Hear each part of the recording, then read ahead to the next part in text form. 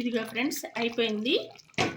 ఈ పులుసు ఇవాళ చేసుకొని రేపొద్దున తింటే చాలా టేస్ట్గా ఉంటుంది. ఎందుకంటే ఉప్పు, కారం, పులుపు అన్నీ చక్కగా పట్టి ఉంటాయి.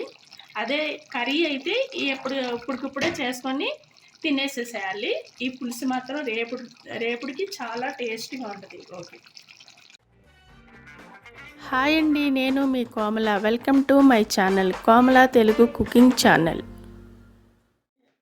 ఫ్రెండ్, నేను ఈరోజు చేపల పులుసు పెడుతున్నాను. రూహు చేప, దాని తలకాయ తోక ఇవే కొంచెం పులుసు పెడుతున్నాను. దాని తయారీ విధానం చూపిస్తాను. ఇదిగో ఫ్రెండ్, నేను పులుసుకి ఇలా చేస్తాను. ఒక్కోసారి వేయించి అలాగా, ఒక్కోసారి ఇలా పచ్చి పచ్చిగా అన్నీ ఇలా వేసుకున్న టేస్ట్ బాగుంటుంది. 2 రకాలుగా చేస్తాను నేను. ఇదిగోండి, ఇలాగా పిసికితే అప్పుడు పులుసుకి చాలా బాగుంటుంది. టమాటా ఇవన్నీ చక్కగా మెత్తగా అవుతాయి.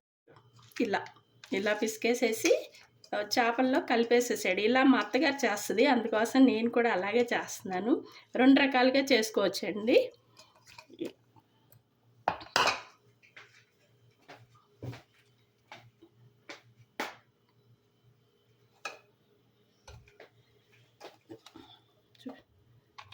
ఇది పచ్చిమిరపకాయ, టమాటా, ఉల్లిపాయ,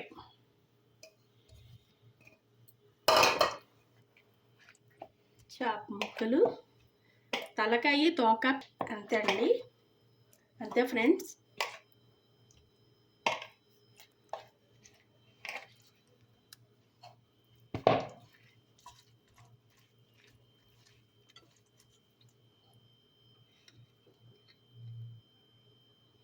కారం 1 స్పూన్ వేసాను, కొంచెమే కదా, అందుకోసమే కొంచెం కారం. పసుపు అన్నీ కలిపి పెడుతున్నాను. ఉప్పు,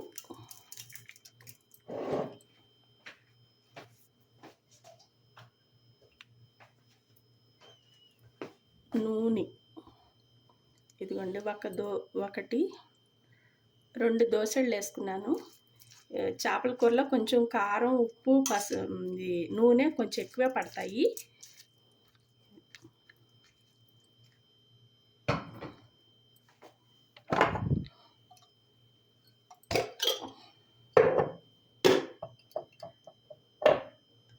ఇదిగోండి, అల్లం వెల్లిపాయ పేస్టు స్పూన్ వేయలేదు, 1/2 స్పూన్ వేస్తున్నాను.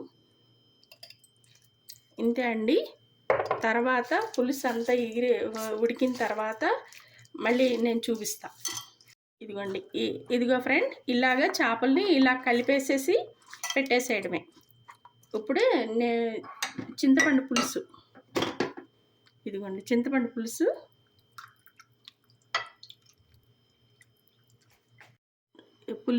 ఇలా స్ట్రైనర్లో వేసుకుంటున్నాను. ఎందుకంటే ఏమన్నా ఇసుక అది ఏమన్నా ఉంటుందేమో అని.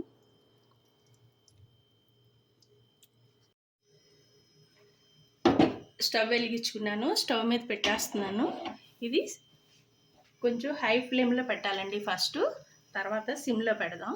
చూపిస్తా మళ్ళీ అది దగ్గరికి అయిన తర్వాత. A few moments later. ఇదిగో ఫ్రెండ్, నేను దాంట్లో మసాలాలు ఏమి వేయట్లేదు.